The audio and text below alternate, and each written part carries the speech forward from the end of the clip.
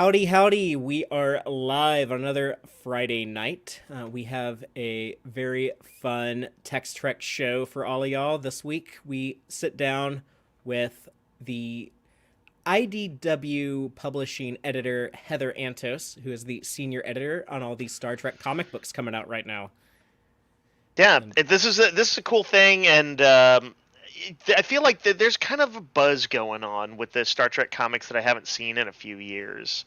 So this is a good time to be talking about them. yeah, yeah. So Dave, when we get into the show, I think you can talk about your particular relationship to comics and kind of because I don't know how familiar our audience is with the comic book world, but I know that they're familiar with Star Trek, and there's some really good Star Trek in the world of comics right now. So we need to It's let true. folks know about it.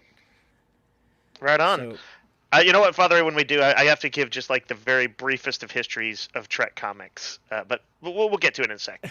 all right, well Dom Paris is in our audience saying let's go. So I guess Hell yeah! we should get to it. We should get the show started. I'm Fathery, This is Dave. and this is Tex Trek.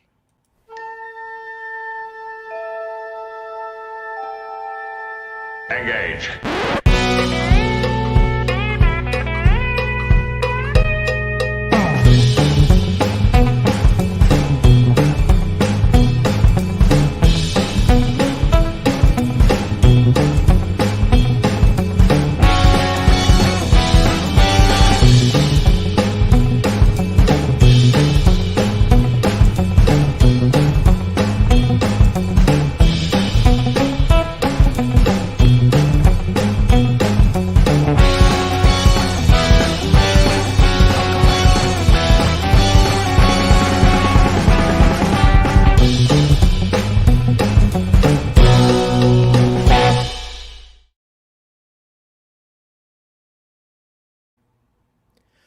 Welcome back aboard the Starship Texas for the 243rd installment of the Tex Trek podcast, the home of Star Trek fandom from deep in the heart of Texas, where we take a deep look at Star Trek, old and new, and tonight we're talking about Star Trek comics. There's been some really fun, really interesting Star Trek comic books published recently, especially within the last year.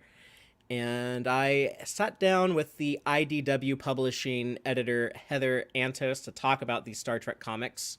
So I had a really fun interview with her. There's some big stuff going on, some really interesting stories I think would be very enticing to Star Trek fans, even if you normally don't dabble in the comic book world. But, if you've ever wanted to, say, see the story of Ben Sisko coming out of the wormhole, or if you ever wanted to have more conversations with Scotty and Spock, since we know they're both alive and active in the 24th century during the post TNG era, or stuff like that. The comics are doing those really fun things right now that a lot of fans are going to appreciate, but they're also like some really good Star Trek stories being told in that format. So I think it's a fun time to talk about the Star Trek comics right now. We tried to do it before, Dave, but I don't know. We didn't always have the amount of volume of content to talk about, and honestly, like there's more exciting things going on now than I think have been out there, in the years Totally. past. So Like honestly, IDW, the current publisher of Star Trek comics, has I think they've continuously had good stuff going on, hmm but like we're definitely in like sort of a more of a peak era right now, and like some of those ones that we covered, I remember some of them were some of the early Discovery comics. I felt like they didn't quite have that oomph, that special something going on, and so it wasn't as exciting as it is right now.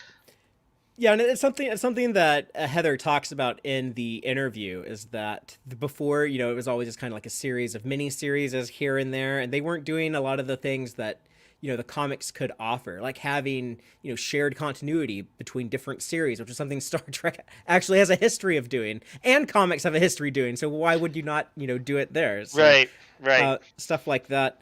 But yeah, when I talked to her in this interview, we go over all of the current series. There's ongoing series, there's mini series that are just limited to 5 or 6 issues. We talk about some of the things that are available in stores right now for people to pick up. Even if you're not used to buying comics, you can get all of these stories on the IDW comic app. And if you live in an area that has a local brick and mortar store, uh, like Dave can tell you about. But yeah, you can find a lot of these are going to be in stores right now. So we talk about the trades and the collections. If you want to jump on board some of these stories, it's a good opportunity, and there's not a ton to read with the big books we're going to talk about, so it would not take a lot to catch up. Yeah, and there is something exciting about it. If you are following it month to month, there's something kind of cool to be able to do that water cooler discussion or be right up to the cutting edge. But absolutely, like I mostly wait for the collected editions. That's what I tend to pick up. And it's a particularly good format so that yeah, you could like buy a volume or two in some of the more recent ones that are getting going, and you'd be caught up, and then get on board and be all up to date.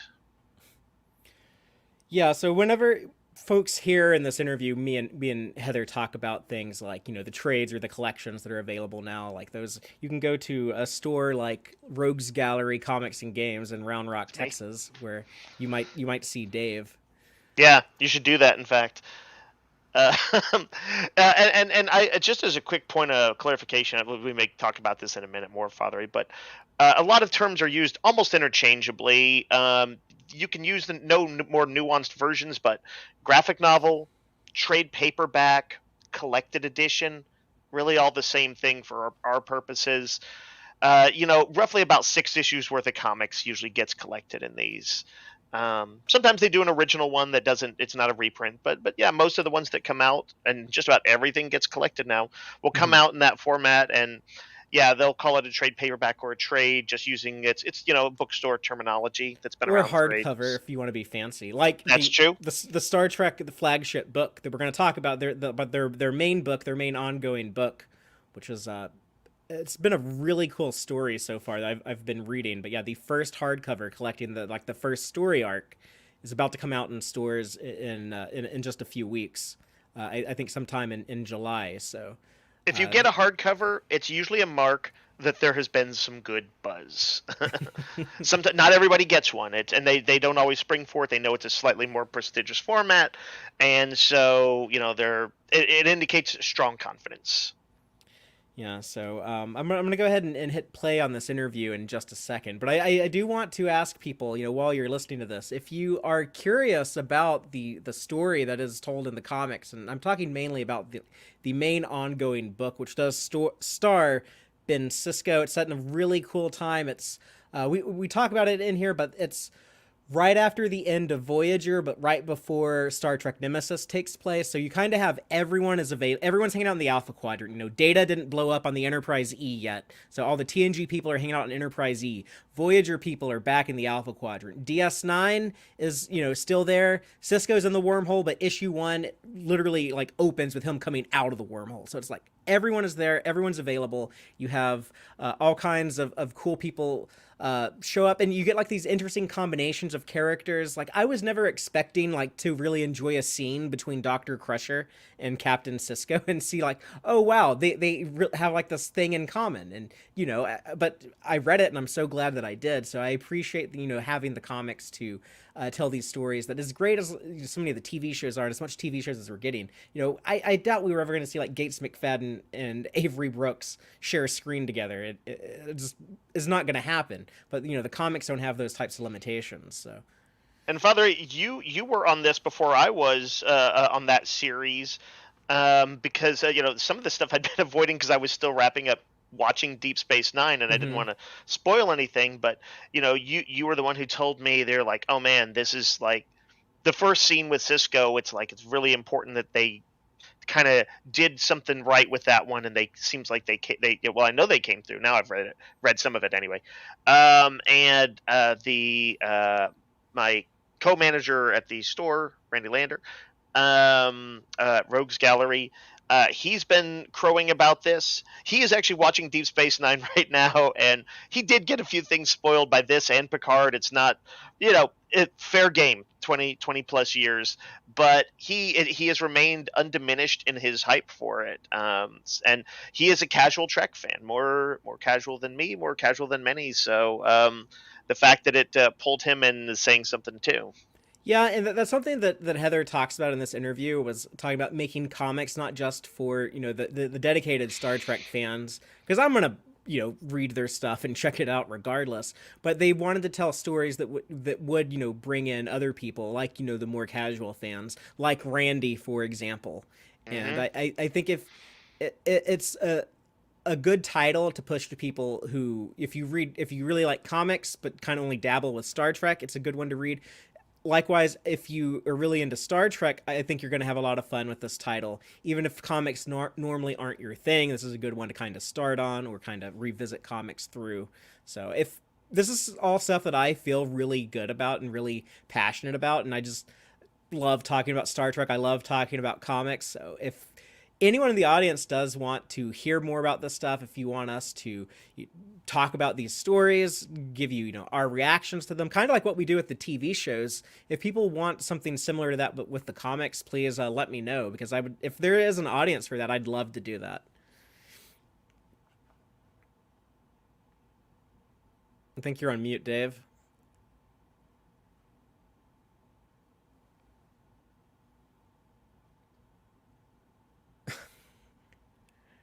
Uh, Not sure. Did we lose Dave, or did y'all lose me?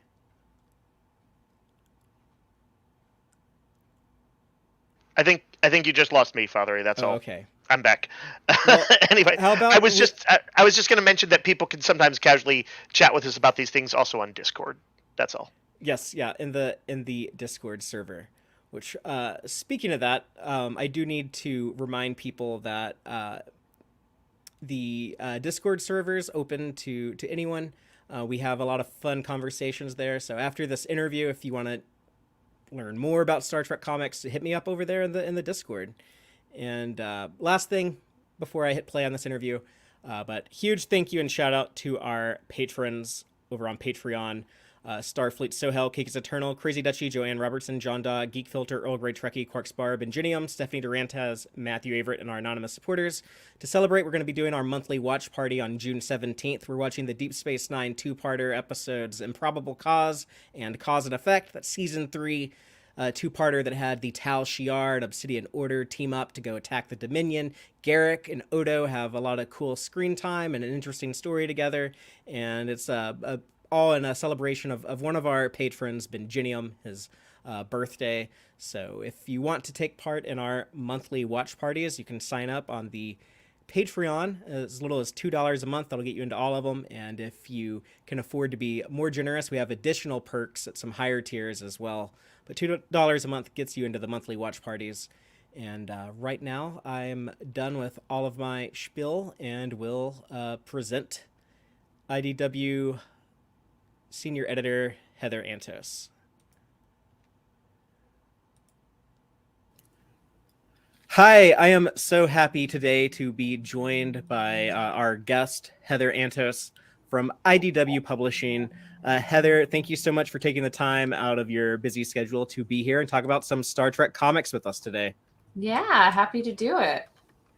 Well, there's been some really great stuff going on with IDW recently for the last several years, I guess. So I want to get into a lot of, I guess, what the big stuff that y'all are kind of pushing now, and like things that are like available now, coming out to stores now, like this month. Before we get into that, though, I just would like to allow you the opportunity to kind of introduce yourself to our audience. Whenever Yeah. we bring on someone for the first time, we always like to ask if you've had any relationship to Star Trek before it became a part of your professional life. Did you ever have any connection to it? Was it something you were a fan of? Do you have any memories of, when you first discovered it, or watching any of the shows or anything before it was part of your work life? Yeah, I mean, I grew up watching TNG. Just syndicated episodes were on. So, when I think of Star Trek, I always think of, Picard and Crusher and Worf and Data and that whole crew on the Enterprise. And I wasn't like a super diehard fan where I, then spun out and watched all of the different shows after that. But I was a fan enough that, when the Abrams movies were announced, as controversial as they might be in the community, like I was definitely intrigued and interested, and went and saw those and enjoyed those. And then shortly thereafter, I began working for the other Star franchise. And so I kind of had fallen out of the Star Trek zeitgeist until I guess it was CBS All Access was the first app that Discovery and everything premiered on Picard. I was like, what is it? What they've changed their names so many times. So, but yeah, when they announced Picard and Strange New Worlds and Disco and Lower Decks and like all of those shows, that was a really great time for me to jump back on into Trek lore, and for a lot of us, I mean, Yes. Trek has had such a huge resurgence in the last couple of years, and it's only getting bigger. And then when I joined IDW and there was some editorial shifts going around on the licensing end, my boss had asked me, what license, is there any that you would be particular to? And Star Trek was my number one, right off the bat. Nice. Yeah, that would definitely be my number one too. But IDW, for people who don't know, my audience are primarily Star Trek fans, and I don't know how many comic book readers are in there, but IDW primarily does the licensed properties, and y'all have done some really cool stuff over the years. A lot of things like I grew up a fan of, like Ninja Turtles, Ghostbusters, Transformers, Star Trek. So obviously like the big one for me. So yeah, I've kind of always kind of enjoyed IDW doing a lot of the cool license stuff and comics the last decade or two. But yeah, what we're saying with Star Trek kind of having a big resurgence now with the new shows in production, for sure. And then, a lot of y'all are doing more Star Trek content on your end, on the comic book side of things. So that's been exciting to see the last year or two, kind of like the increase in volume. Yeah. That's all me. You're welcome. No, well, thank you. I when I took over the Star Trek line, I had never read Star Trek comics before. I just seen the shows, and I kind of took a look at what they had done in the past, and not to begrudge anything, because I think a lot of those comics are really great and what the creators were doing were really good, but it really felt to me like they were solely making Star Trek comics for Star Trek fans, point blank, period, full stop, which I felt was such a missed opportunity. I think Star Trek is so cool and vast, and has just a plethora of different storytelling opportunities, but often gets kind of pigeonholed by, I think, people already not fans of Star Trek, is like, oh, it's Star Trek, right? It's just like super hard sci-fi, and it's been on for so long, and it's so insular, and how do I break in, right? It's kind of like how a lot of people think about superhero comics, right? Where do I start? Right. There's so much. And I feel like that's how a lot of people who aren't already Star Trek fans feel about Star Trek. And I wanted to try and create a line of Star Trek comics that are for not just Star Trek fans, but for comic fans. And it's been a lot of fun to kind of play more in different eras, like getting Lower Deck stuff, getting Deep Space Nine stuff, getting some Voyager stuff in there, getting some other stuff with the TV shows, but getting to create our own crew and our own ship and our own, like, here's all your favorite toys, right? With the new Star Trek flagship line. And here's a crew that you're not going to find on a TV show together. Here, and here's a ship that you're not going to find in a TV show. And so it's the Star Trek series now that I'm working on is what I call the Avengers of Star Trek. It's all your favorites, all in one crew together. And not to get too spoilery, but like pulling in, like, we have the first quote unquote live action Lower Decks character in the Star Trek book. We pulled Shax, and we're telling some Shax stories before his time on the Cerritos, and getting to play with those elements is super, super fun. And it's been really rewarding just to see the response, because it was a big risk to kind of change how they had published the books in line before, where it was just kind of a collection of miniseries, and rather turn it into, here's a universe of connected comic stories that line up with the shows. And yeah, the response has been really cool. Yeah, I really like that approach as someone who has grown up a fan of comics and a fan of Star Trek. I've always, kind of gravitated to like that large shared universe sandbox that, so many like the big properties now, if you look at, Marvel, DC stuff, but also, Star Wars, and then Star Trek was doing, a shared continuity with shows and movies, like different stuff going on at the same time. I grew up with like DS9 and Voyager were both on in the 90s at the same time, stuff like that. So yeah, it makes sense to do that with the comics. And that's what I said. Like, I was just like, Star Trek is the first, like, really, massive sci-fi franchise. Star Trek walked so Star Wars and Marvel and the MCU, we wouldn't have the MCU if we didn't have, the Star Trek shows and the movies and everything, how they did it. And just I don't mean to cut you off. Yeah. Like Kevin Feige, the head of Marvel Studios, like the most valuable intellectual property ever, I guess, if you count all of Marvel as one thing. But he grew up a Trekkie. He says he was a big fan of Star Trek, so like he learned that shared universe thing from Trek. Yeah, exactly. And so getting to like now take Trek and kind of do to it with the comics universe has figured out has been really cool. And getting the support of the people making the shows has been just like so fun, because when you're doing licensing, it's always there's a lot of times where the people in Hollywood like hate the fact that we're making books.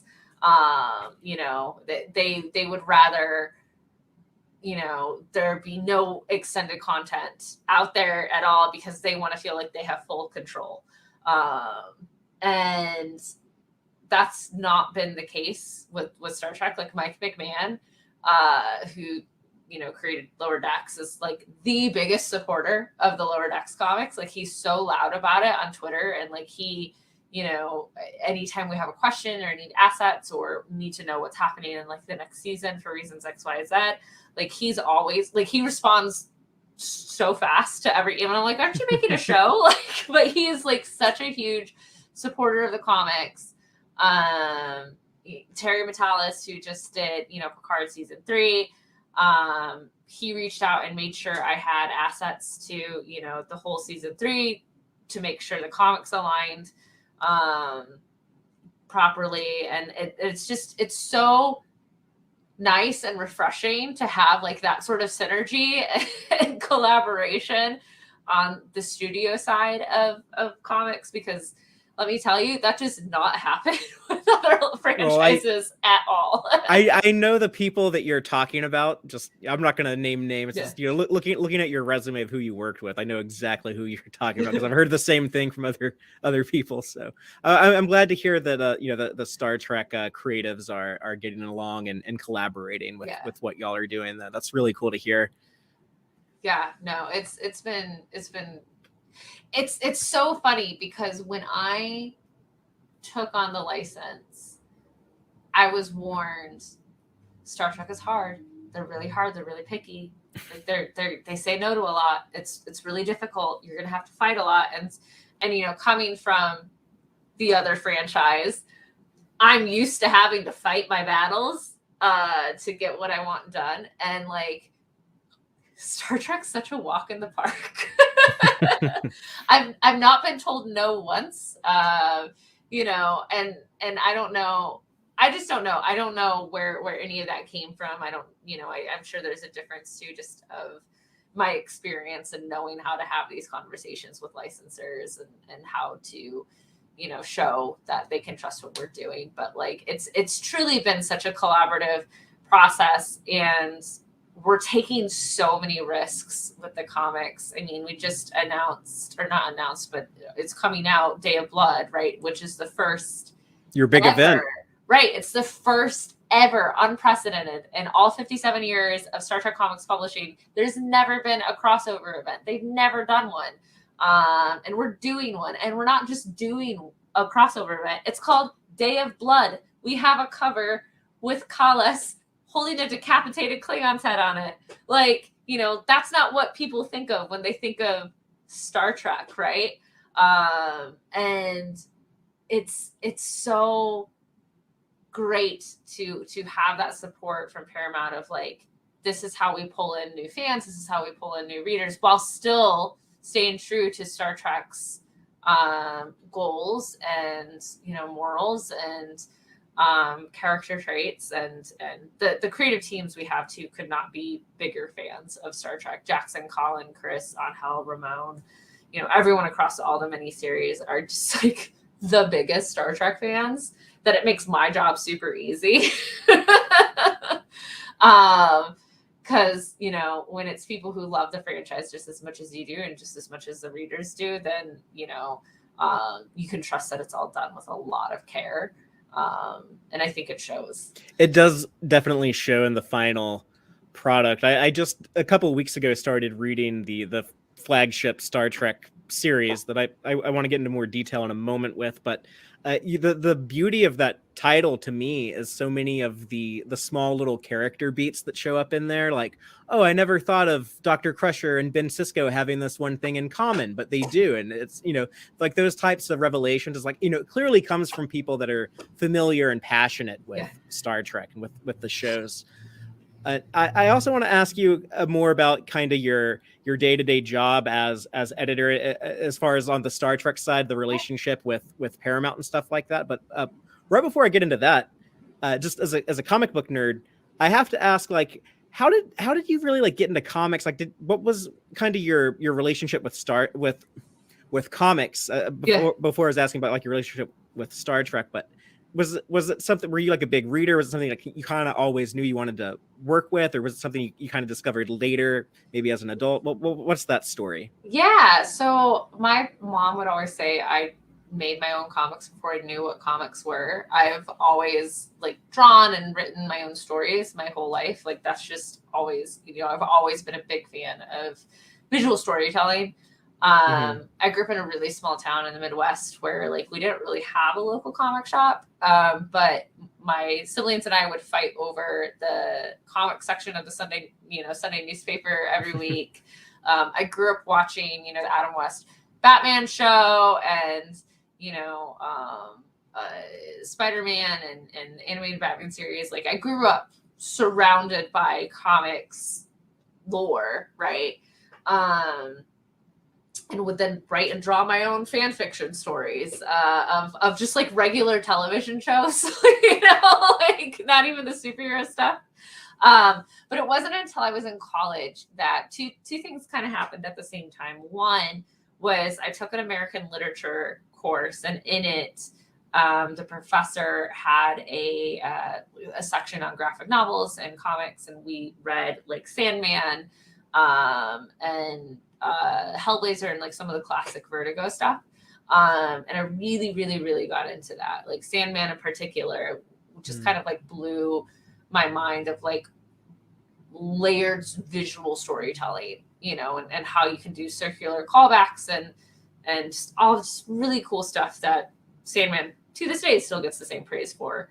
And also around that time is when the New 52 was happening for DC. And again, highly controversial. A lot of people have a lot of opinions on, you know, the New 52, but it did do its job. It was a perfect gateway to get new readers. And for the first time, I felt like, oh, I can pick up a comic book and kind of understand what's going on because it's starting over.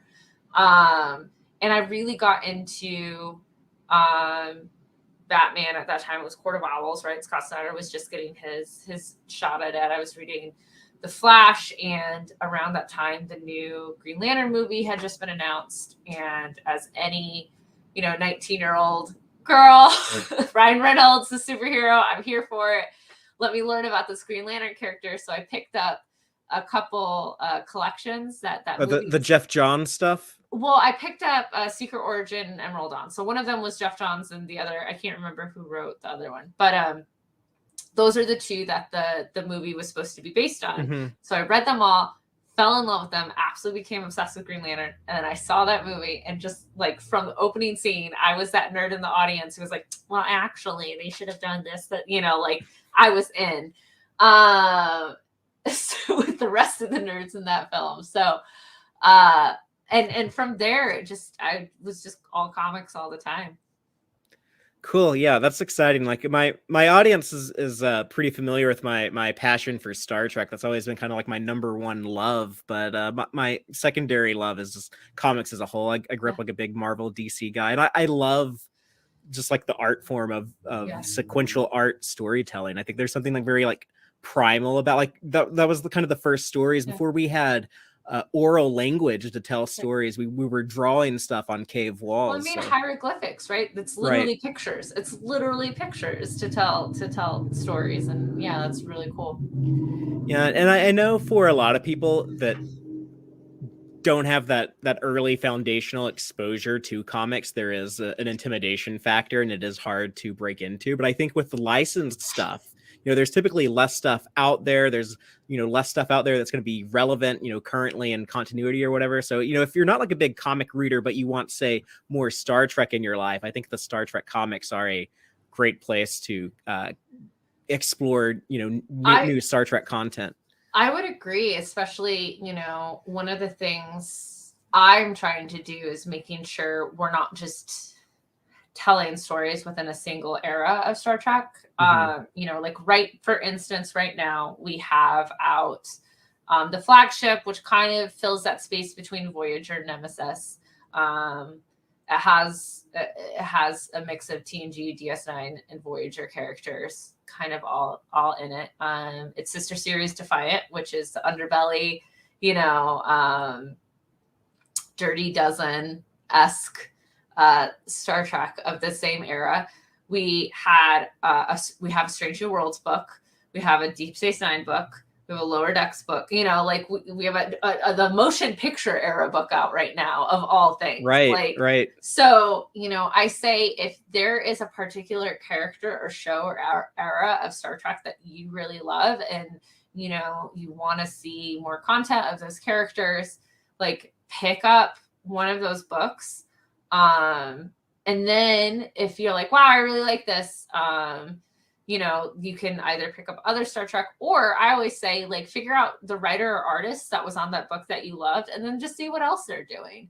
And check that out and pick that up. Like, right now, Jackson Collin, who are writing the flagship Star Trek, they also have a really great Guardians of the Galaxy book out right now. And they just are finishing up Captain America, and they have a Batman book out, you know. So you can check out their work on other properties. Well, let me ask your role with IDW and with Star Trek in particular. Yeah. Like you work on, you know, the other stuff IDW is doing too, right? Like, y'all really do get like a lot of stuff. I'm like a huge fan of, like Sonic the Hedgehog. Like I was always like a Sega Genesis kid over Super Nintendo, stuff like that. But yeah, but just like on the Star Trek side, working with a licensed property, you said you mentioned you having a lot of experience with that. What's kind of your day-to-day like with, as far as coordinating with your creatives, with the people in charge at CBS/Paramount? Yeah. I mean, every license is different, the way they handle, you know, oversight and collaboration and approvals. You know, there are some licensors out there that are do whatever you want, you know, just send us the final product. There are some licensors that are like, well, in the script, you had 2 spaces after the comma, but in the final product, you had, like, they'll be like down to the minutia. Or literally, I've seen a note that came in the last 2 weeks where they asked us to move a line, like just a line on the art 3 pixels to the left, you know, because the average person is really going to notice that. Right. I hate when I buy a new comic and I see something is just off by 2 or 3 pixels. That really bothers me. It just really, I can't let it go.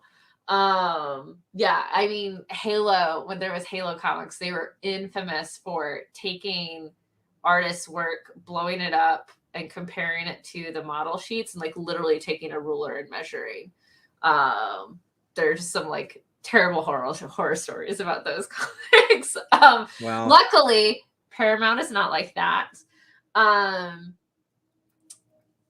When it comes day to day of an editor, there is no average day. A lot of times it's just what are my priorities, like what's going to print this week. So usually, you know, books tend to go to print on Thursdays or Fridays, depending on your printer.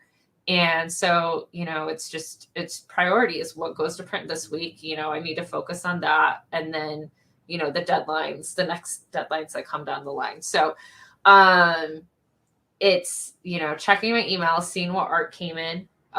Every week we have a weekly meeting with Paramount that happens on Mondays, where it is myself, my assistant, and then 4 or 5 of the stakeholders at Paramount who handle, like, you know, your quality assurance. Like, a lot of people know who John Van Sitters is. He's one of the people who will sit in on that meeting.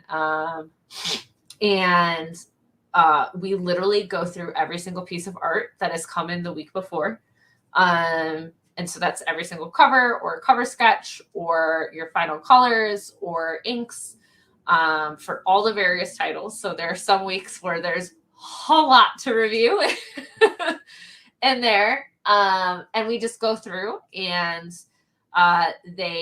that's where they will point out, you know, an incorrect number of pips, or, oh, that ship is missing its registry, or that ship doesn't have the registry on the underbelly, right? All the little, like, different nuanced details, things like that. So we go through everything, we get those notes, we send them, you know, back off to the creators to revise. As an editor, it is my job, just as it's their job, to point out, here's all the discrepancies that we see and we would like you to fix. That's where I get to go in and decide, these are the ones that we're going to listen to and actually do. Because there's sometimes, you know, if like someone has the wrong ranking, if a ship, you know, has the wrong register, the wrong type of phaser, all of that stuff, of course I'm going to fix that. That is actually inaccurate, right? But there are some times where it's like, I disagree with that shade of blue, right? It's the 3 pixels to the left type notes where, you know, if I think it's egregious enough that we should make that revision, we will absolutely make that revision. If I think it's something that no one is going to notice and really doesn't matter in the long run, I'm not going to waste anyone's time. Beyond that, every pitch that we get in, every script, all of that goes through Paramount as well. So my assistant and I will review it, give our notes. If we think it's ready with our notes to go to Paramount, we'll send it to Paramount with our notes. Paramount will review. Usually takes a week or so for us to get their notes back. We send it back to the writers, get the revisions, and once that's ready, go into the artist, you know, rinse, wash, repeat for, you know, 10 comics at a time. You know, we're working on, you know, right now, my publishing schedule, I'm working on not only comics from the rest of 2023, but I'm working on stuff, you know, all the way to more than a year from now in 2024. I have some books I'm working on that come out in 2025 right now. So it's chaos all the time. Well, let me ask you about, as far as that relationship with Paramount. It sounds like a lot of times it's people on your side are coming up with these story ideas and then pitching it to Paramount for approval. Do they ever come to IDW and say, you know, we want to do this with a comic, or, you know, it'd be a good idea to do a mini series about this, and they kind of come to you with ideas? Does that ever happen? Sometimes Paramount is not as controlled in their IP or continuity as, like, say, Star Wars is, right? In Star Wars, everything is considered quote unquote canon, except Dave Filoni just doesn't care what has been set precedent in canon. But so like, you know, when I was working on Star Wars, a lot of times Lucasfilm would come to us and be like, hey, we want a story about this character. They're going to be appearing in some movie or TV show, whatever. And we would like, you know, backstory. Paramount is less inclined to do that, solely because a lot of the times, up until very recently, they just haven't allowed comics to happen unless it was someone working on the show specifically for anything that was like coming out now, right? So like the Picard comics, for instance, were written by Kirsten Beyer and Mike Johnson, who both worked on the show, and it was a very controlled environment in that way. So, but now most of what is coming out is being pitched from me or my creators that I'm working with. A recent example, though, something that Paramount had come to us was for the Resurgence comics, the prequel comics that we just did. Because they knew, obviously, before the rest of the world, that there's going to be a Resurgence video game. Right, yeah, the tie-in prequel to the video game that just came out a couple of weeks ago. Yeah. And so they were like, hey, wouldn't it be cool to do a comic, to go along with the story? And I was like, absolutely. Do you know when your game is supposed to come out? And then, of course, in video games, we all know it all gets delayed all the time. But it ended up working up really well because our whole prequel comic got to come out and then the game came out. So it worked out. It timed out perfectly. It timed out perfectly. The game was originally supposed to come out, I think, the month before the first issue was supposed to come out. And so there would be like the game and then you could read the prequel, but we got to read the prequel and then play the game. So I think it worked out better. I don't know if you're a gamer, but I played the game last week and I was so glad I read the comic first, because in like the first 15 minutes of the game, they kind of spoil the events of the comic. Right. And I was like, oh, I'm so glad that, because I didn't know how that comic was going to end, and it had like a very satisfying ending. I thought it was actually a cool story that introduced me to that ship and those characters and kind of got me primed for the game. So it was really cool to read that going into the game. Yeah, no, I haven't got to play it yet. I actually didn't realize it had already come out. So, but yeah, and so there's, other things where they officially announced, the Star Trek Academy show and the Section 31 Michelle Yeoh, right? Like all of that stuff that we had known about previous. They'll let us know about things that are like, these shows are in the works, or this is so-and-so, like when we think they're going to air, so I can start now prepping on my ends. And I've earned up enough trust with Paramount now that I get access to like scripts or, things like that ahead of time. So that, I can make sure continuity lines up within the books, but also I can make sure that we have comics out the same time that the show is on TV, right? We just announced a new Strange New Worlds miniseries that takes place during season 2, and it's going to come out when season 2 is airing this summer, which, wouldn't happen if Paramount wasn't giving me access to that information. Yeah, that's really cool. And it's been cool to see the Star Trek Defiant comic use some of the characters that are in Picard season 3. We got Ro Laren appeared in the comic. I think it was the same week that she had her Picard episode. So that was cool. And then Lore is showing up in both at the same time. And it definitely feels like it was the left hand and the right hand are actually talking to each other, which hasn't always been the case with Star Trek. It's hard to do. It takes a lot sure. It takes a lot of coordination to make sure, all of that stuff lines up, and a lot of homework. There's a lot of homework involved. But it at the end of the day, it makes for a better result. So I'm always happy to grease those wheels to make it happen. Well, I want to talk to you about the two big ongoing books that are out right now, and I guess everything else that's currently in print and being released. But the two big ones, the one that you've mentioned a few times, but the Star Trek Flagship, written by Colin Kelly and Jackson Lanzing, right? Yep. And, issue 9, I believe, comes out on the 21st of this month. Yep. And then the Star Trek Defiant series, kind of the sister series or the spinoff to that, written by Christopher Cantwell.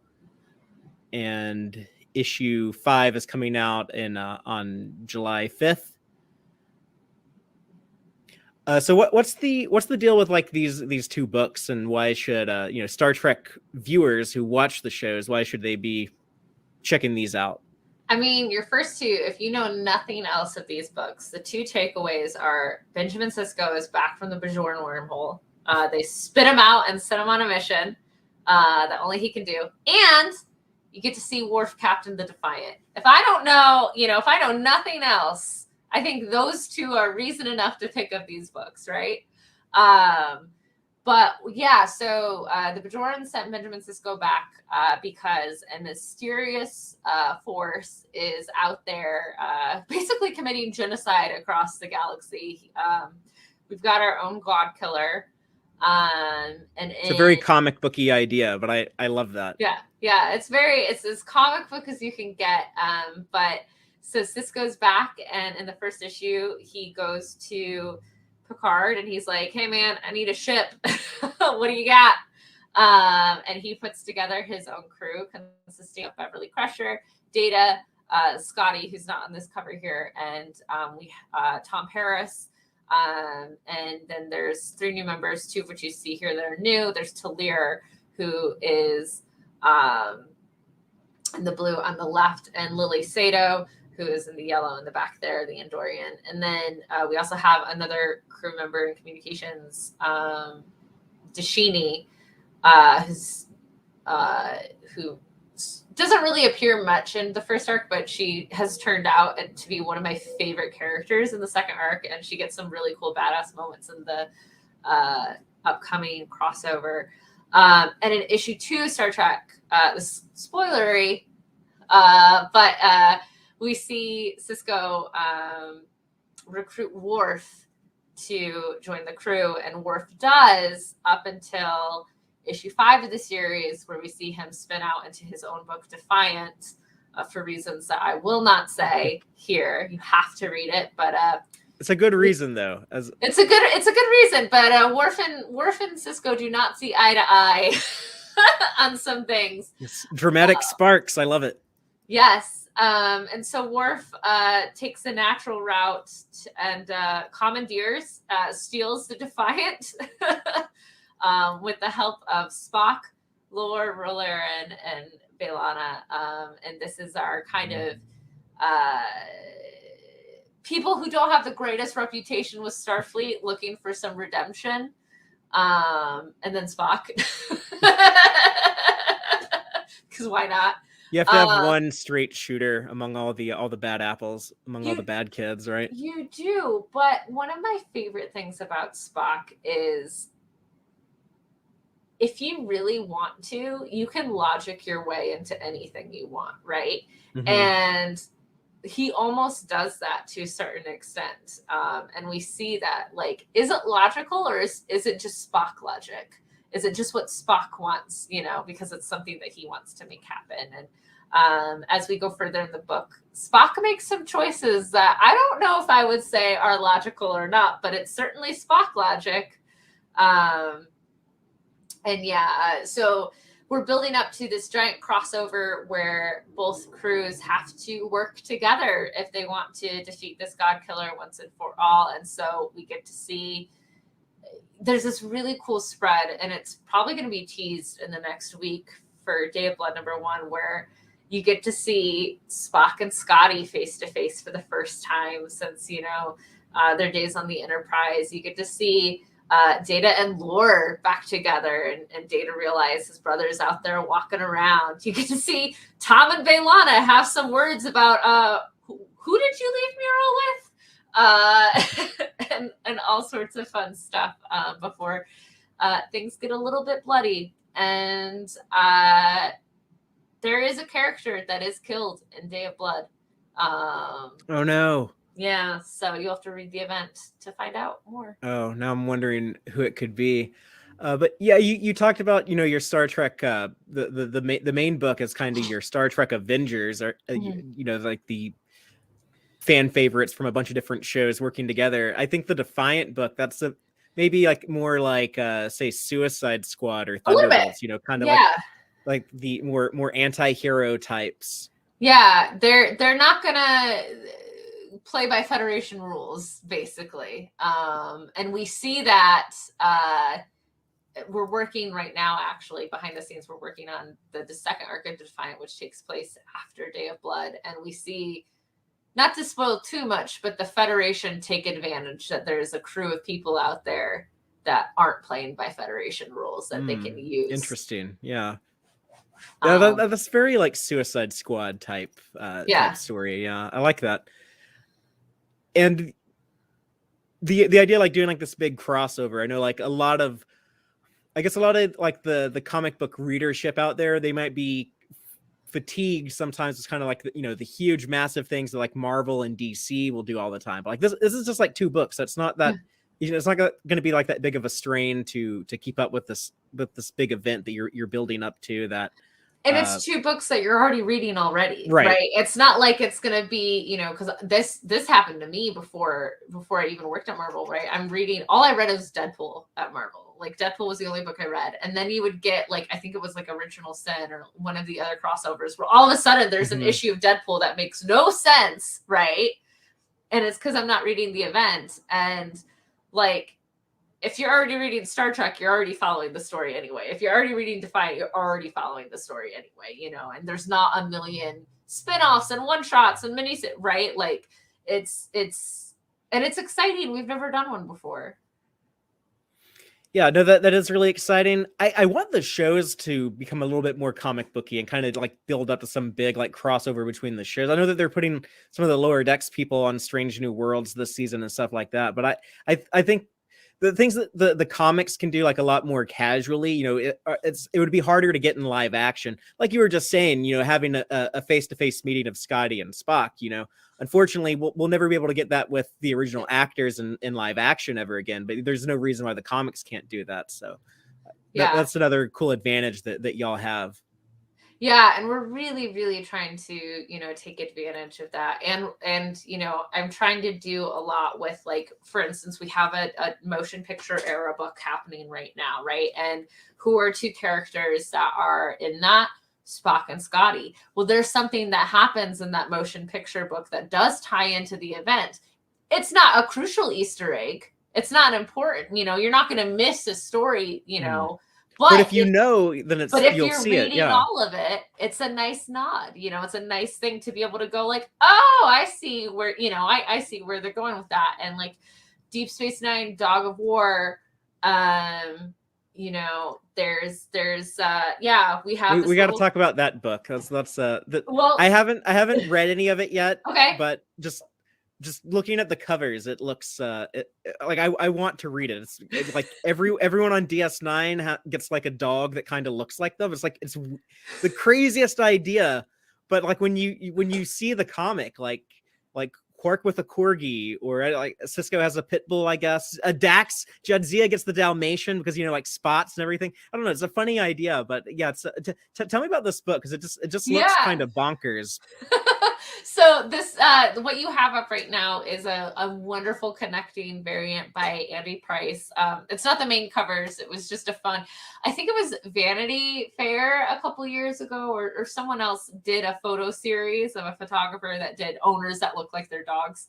And so when I knew we were doing a book where Quark got a dog, I was like, I want to do a series of covers that is Star Trek characters and the dogs that most resemble them. Because the internet loves dogs, and it would just be a great, who doesn't want these, right? Like these are great. But yeah, so this year was the 30th anniversary of Deep Space Nine, which is crazy, but it is. And Deep Space Nine is as old now as the original series was when DS9 went back in time to the Trouble with Tribbles. That's insane. Yeah. But we wanted to do a comic to like kind of just celebrate Deep Space Nine this year. And so it was this wonderful writer, Mike Chen, would not stop tweeting about Deep Space Nine at the time that I was looking for writers. and he has never written a comic before. So this was like a great learning experience for him, but like he pulled it off. It's a great comic. He would not guess it's his first ever comic. But I had reached out. I was like, hey, do you want to write, you seem to like Deep Space Nine. Do you want to write this comic? And he sent me a bunch of different ideas that were all great.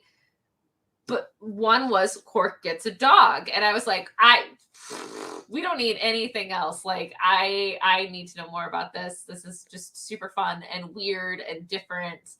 And yeah, so Quark, trying to make some extra money, makes a deal with a broker for a purebred corgi for a collector that's out there.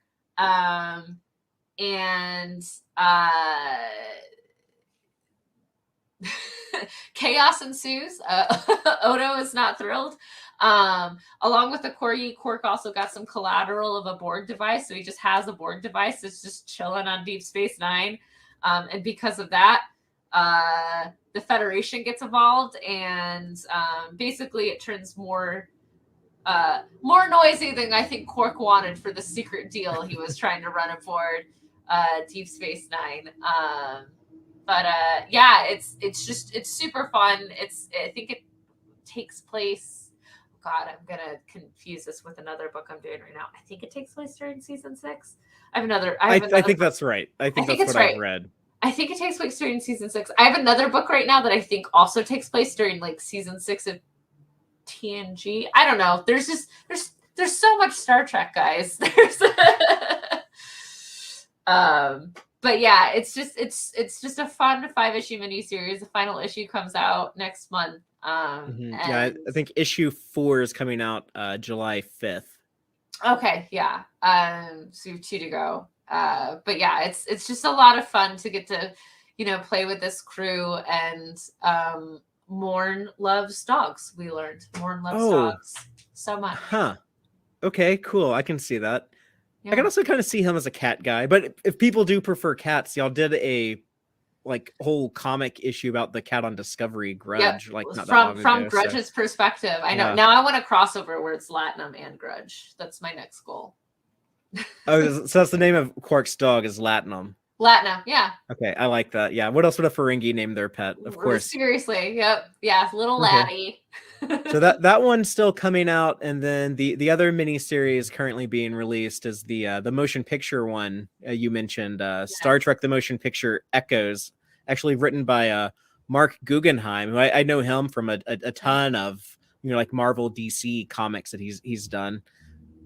Yeah, Mark actually reached out to me to write a Trek comic, which was great. I love Mark Guggenheim. I love his work. I figured he would have been too busy with the Marvel and DC stuff. Right. But he was like, no, I love Star Trek. I really want to write some Star Trek. And I was like, okay, what do you love? And he was like, well, I really like, the original series crew. And I was like, awesome.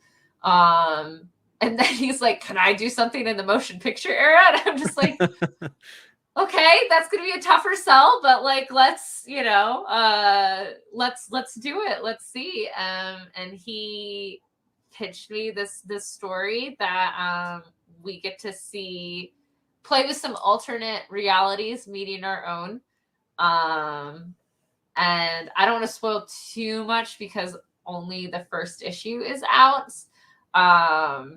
But we get to really focus on 2 characters that I don't think got enough, never got enough love in the original series, and really get to put a spotlight on and get to play with some cool sides to those characters. So you have Kirk, you have Spock, you have Bones. Bones is just complaining constantly that he should be retired by now, which I just love. That every issue he's just like, I shouldn't even be here.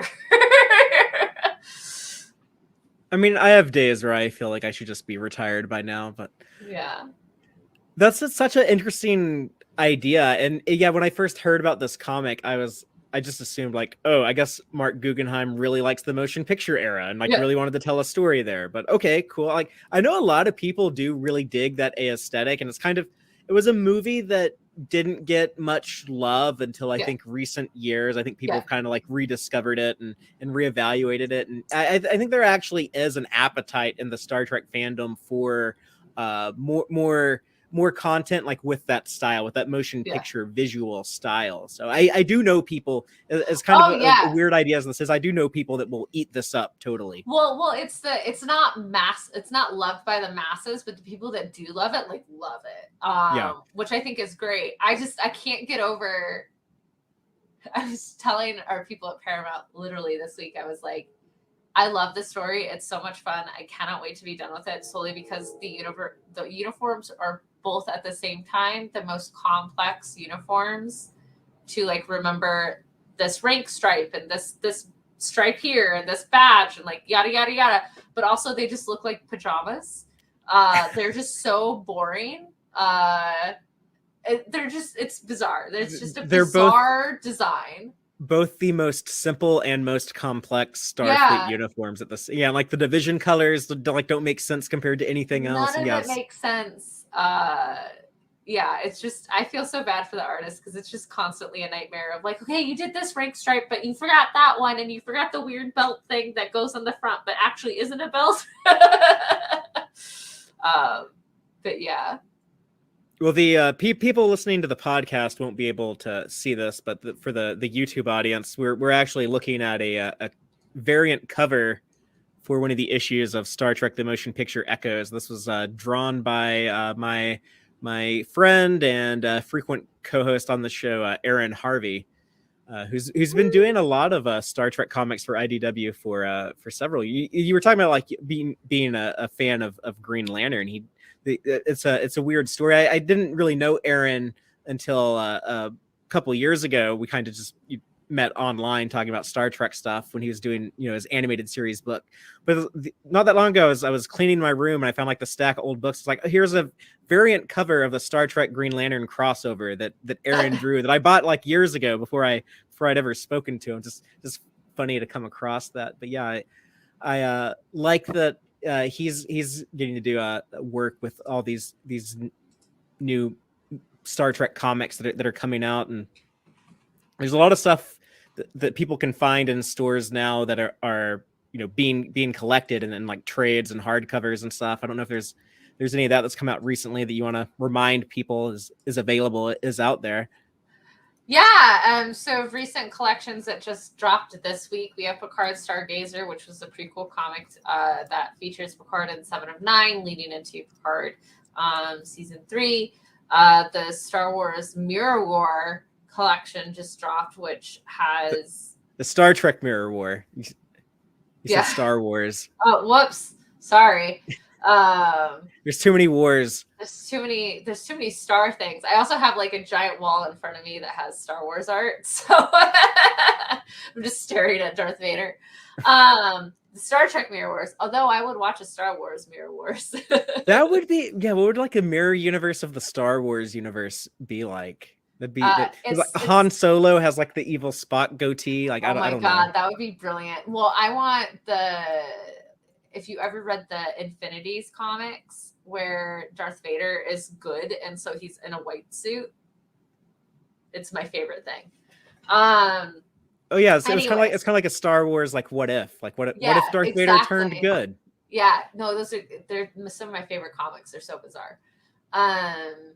Anyways, so Star Trek Mirror Wars collection by David and Scott Tipton just came out. That has all 8 issues of the main series, plus I think the Zero prequel story. So that just came out. Our Lower Decks collection just came out not too long ago. The Ryan North and Chris Manolio. That just came out. And then Star Trek Gottschalk Volume 1, which is the flagship we were talking about before, with Cisco and Scotty and Data. That drops later this summer. Just in time to lead up to Day of Blood, so you can get all caught up for that. So yeah, so that's really cool. So if people want to enjoy the Day of Blood crossover, which is this big, Klingon war story, it looks like it's pretty big scale. People can pick up that it's called Godshock, right? The first story arc. pick up that collection. It'll have like that first story arc, and then you should be able to go straight into the crossover. Yeah.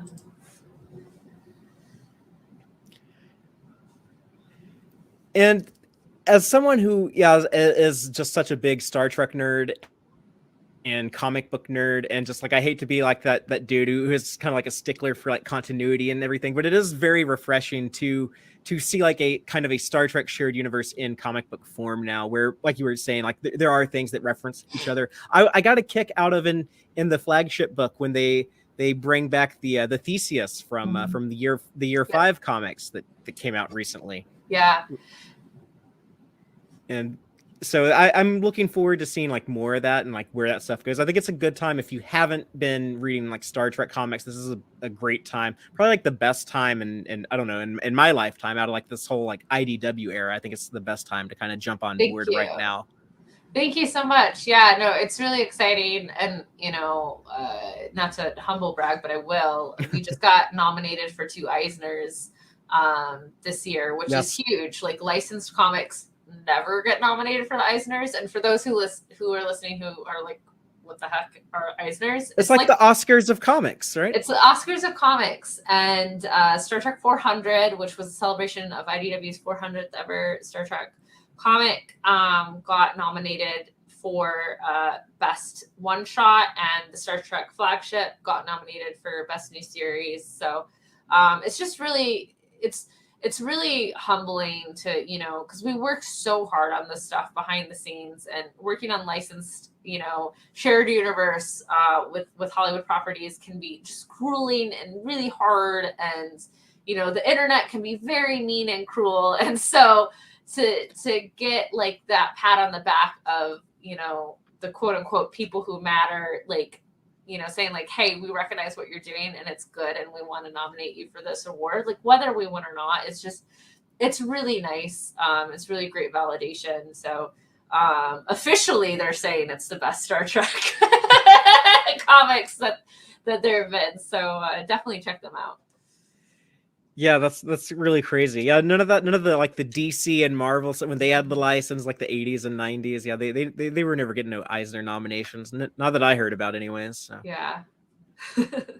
Yeah, that's really cool. Let me ask you a question as like a comic book nerd perspective. Okay. If you could have like any comic book creator, living or dead, we're gonna bring back whoever for a Star Trek book. Like, what do you think would be like the dream Star Trek creative team? All right, so I need every single person who watches and listens to this, go to Tom King's Twitter and tell him he owes me that Star Trek pitch. I'm trying to get Tom King.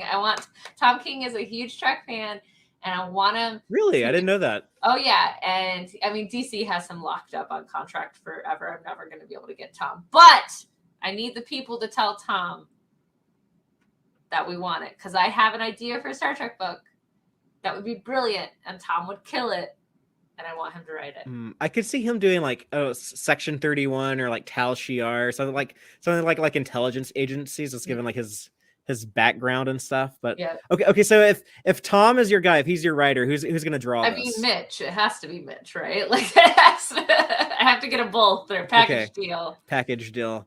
Yeah. All right. Cool. And is there?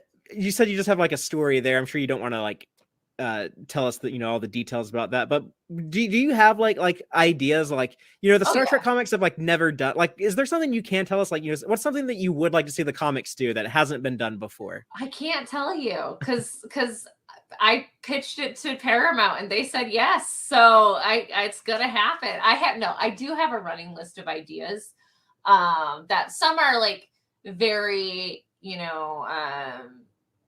like very top level, just a single sentence, like one that like for instance a Federation of Internal Affairs, right? And that'll be like, I want to know what that book is, and then I just kind of shove that in a corner. Or I'll have like, I want to tell Picard and Beverly Crusher's last romance story, right? I want their romance story. I want to do that in a comic. You could do like the final night before they broke up. They talk about it in the show, but we never see it. I want to do that.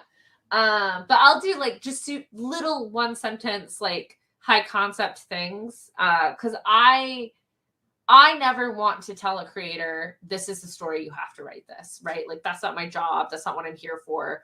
But I, sometimes I'll talk with different creators who, have an interest in writing Star Trek or really love Star Trek, or they have ideas, and like, I'll send them. I was like, well, these are my top level things that I'm excited about, that that we haven't done yet, that I think would be interesting, that fans would want, and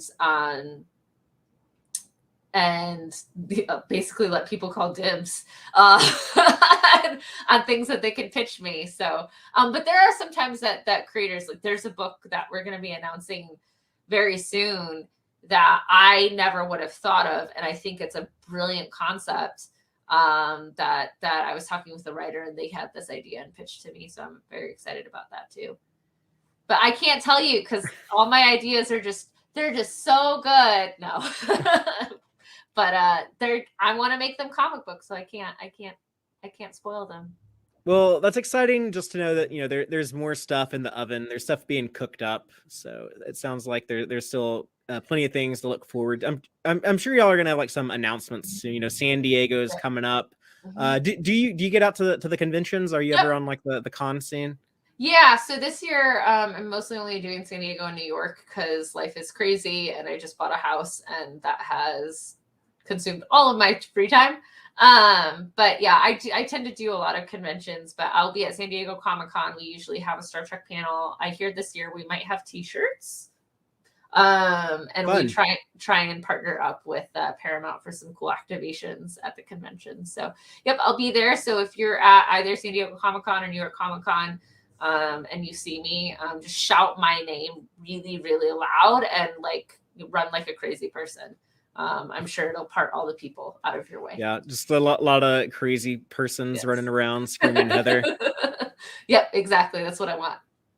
That'll be the scene at San Diego Comic-Con. Well, thank you so much for taking time to speak with us today, and I really appreciate it. And I'll be looking forward to more Star Trek comics from IDW. Thank you so much.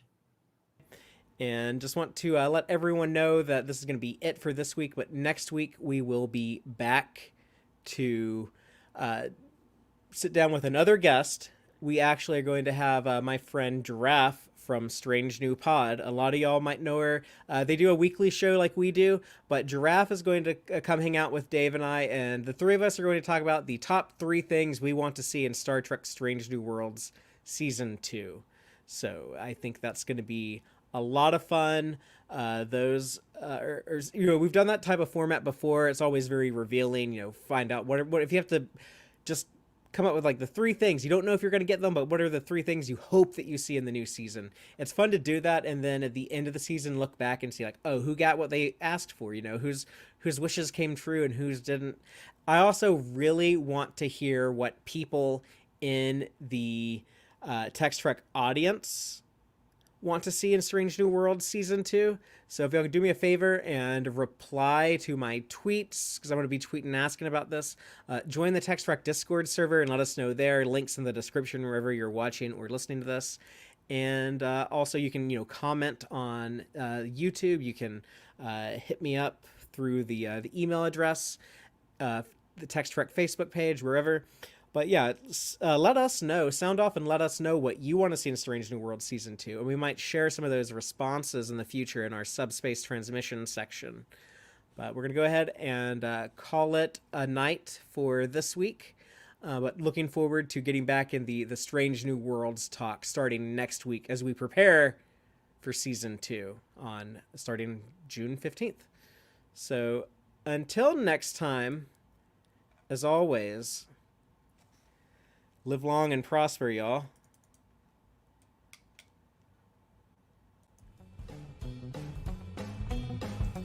Listen to the Tex-Trek podcast through Apple Podcasts, Google Podcasts, Spotify, or at tex-trek.com. Like us on Facebook at facebook.com/tex-trek. And follow Fathery on Twitter at TXTrek. Please support us by liking our videos and subscribing to our channel on YouTube. Thank you and take care.